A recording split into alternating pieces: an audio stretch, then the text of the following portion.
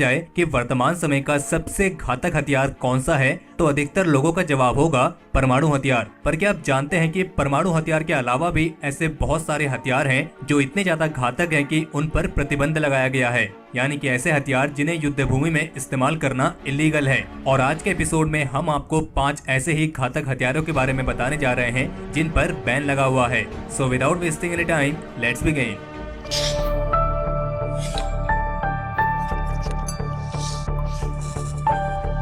तो सबसे पहले तो आपको ये मालूम होना चाहिए कि इन हथियारों पर प्रतिबंध किसकी तरफ से लगाया गया है। तो ऐसे अनफेयर वेपन्स पर प्रतिबंध लगाने का काम करती है जिनेवा कन्वेंशन, जिसे जिनेवा संधि भी कहते हैं। और ये जिनेवा कन्वेंशन क्या है, हम इसके बारे में अलग से अपनी पहले की वीडियोस में समझा चुके हैं, जिसका लिंक आपको इस वीडियो के डिस्क्रिप्शन में या आई बटन में मिल जाएगा। तो चलिए अब आते हैं इस वीडियो के मेन टॉपिक पर। और इस लिस्ट में पहले नंबर पर है ब्लाइंडिंग लेजर वेपन्स। ये एक ऐसा हथियार है जो दुश्मन को हमेशा के लिए अंधा बना सकता है। और इस के हथियारों को 1980 कन्वेंशन के प्रोटोकॉल 4 के तहत बैन किया गया है। और इस प्रोटोकॉल के तहत उन सारे हथियारों पर प्रतिबंध है जो किसी को भी हमेशा के लिए अंधा बना सकते हैं। और शायद आप सोच भी रहे होंगे कि क्या इस तरह के हथियार सच में हैं भी या नहीं। तो सन 2014 में एक रिपोर्ट जारी हुई थी जिसमें मालूम पड़ा था कि यूएसए के पास ऐसे कई सारे लेजर्स हैं जो किसी को भी हमेशा के लिए अंधा बना सकती हैं, पर यूएसए उनका इस्तेमाल इस पर्पस के लिए नहीं करता है। और बाद में यूएस मीडिया ने भी कहा था कि चाइना के पास भी ब्लाइंडिंग लेजर्स जैसी टेक्नोलॉजीज मौजूद हैं।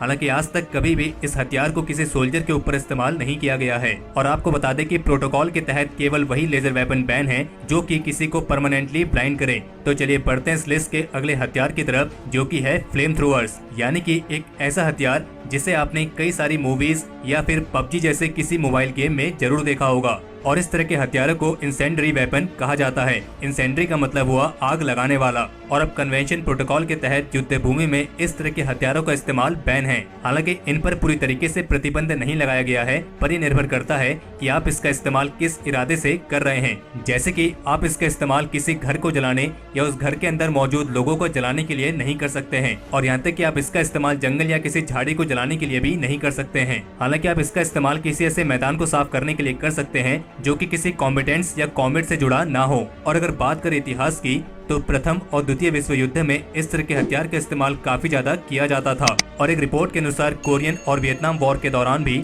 यूएस की मरीन फोर्स ने भी इस तरह के फ्लेम थ्रोअर वेपन का इस्तेमाल किया है। इस लिस्ट में अगला हथियार है लैंड माइंस। जिनेवा कन्वेंशन के प्रोटोकॉल 1 के तहत मिलिट्रीज उन लैंडमाइंस का इस्तेमाल नहीं कर सकती हैं जिन्हें एक्सरे से भी डिटेक्ट नहीं किया जा सकता है, यानी कि non detectable anti personal mines, जिन्हें खास तौर पर फेंस एरिया से बाहर की तरफ लगाया जाता है। और यूनिसेफ की एक रिपोर्ट के अनुसार वर्तमान समय में भी दुनिया भर में करीब 110 मिलियन के आसपास एक्टिव माइंस मौजूद हैं, यानी कि ये वो माइंस हैं जो पहले के युद्ध में कभी लगाई गई होंगी और आज भी ये एक्टिव हैं और ये इंतजार कर रही हैं कि कोई आए और इनके ऊपर पैर रखे और ये ब्लास्ट हो जाएं। और इसी रिपोर्ट के अनुसार हर साल लैंडमाइंस की वजह से करीब 100 लोगों की मौत होती है। और इसीलिए अब ऐसी लैंडमाइंस का इस्तेमाल करना जिनमें सेल्फ डिस्ट्रक्शन मैकेनिज्म नहीं है, बिल्कुल इलीगल है। लेकिन अभी भी इस तरह की लैंडमाइंस पर जो प्रतिबंध है वो पूरी तरीके से नहीं लगा है, क्योंकि इस ट्रीटी को अभी तक चाइना, रशिया और यूएस की तरफ से पास नहीं किया गया है। बाकी अगर आप जानना चाहते हैं कि लैंडमाइंस काम कैसे करती हैं, तो हम इस पर भी एक अलग से स्पेशल वीडियो बना चुके हैं, जिसका लिंक आपको इस वीडियो के डिस्क्रिप्शन में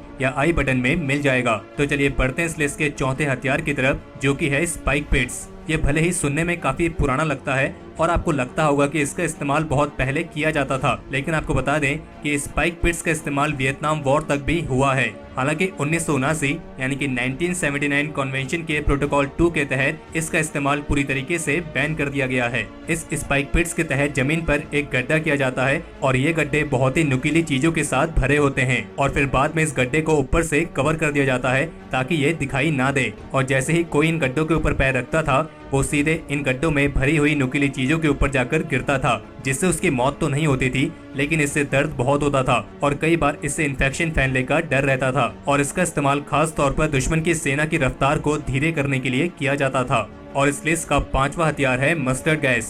ये एक ऐसा केमिकल है जिसका असर बहुत ही ज्यादा खराब होता है और इस मस्टर्ड गैस का इस्तेमाल विश्व युद्ध के दौरान काफी ज्यादा किया गया है। ये मस्टर्ड गैस किसी को भी अस्थायी रूप से अंधा बनाने, उसकी स्किन को बुरी तरीके से जलाने या फिर उसके लंग्स को बहुत बुरी तरीके से डैमेज करने के लिए काफी है। और अगर कोई इसके संपर्क में बहुत देर तक रहता है तो उसकी मौत निश्चित है। और अगर इसको एक्सपीरियंस करने वाले इंडिविजुअल की मौत ना हो तो भी उसे जलने के कारण बहुत सारा दर्द झेलना पड़ता है। और इस मस्टर्ड गैस को ब्लिस्टर एजेंट के नाम से भी जाना जाता है। और इसकी तरह ही और भी अन्य गैसेस हैं जैसे कि फॉस्जिन गैस या फिर हाइड्रोजन साइनाइड गैस, इन पर भी प्रतिबंध लगाया गया है। तो हमारे आज के इस एपिसोड के लिए इतना ही। और अगर आपको हमारी वीडियोस पसंद आती हैं तो आप हमारी वीडियोस को लाइक जरूर करें और लाइक करने के साथ ही इसे अपने फ्रेंड्स के साथ भी शेयर करें। और अगर आप चैनल पर नए हैं और आपने अभी तक इस चैनल को सब्सक्राइब नहीं किया है तो इस चैनल को सब्सक्राइब जरूर करें, क्योंकि हम रोजाना ऐसे ही इंटरेस्टिंग वीडियोस लाते रहते हैं।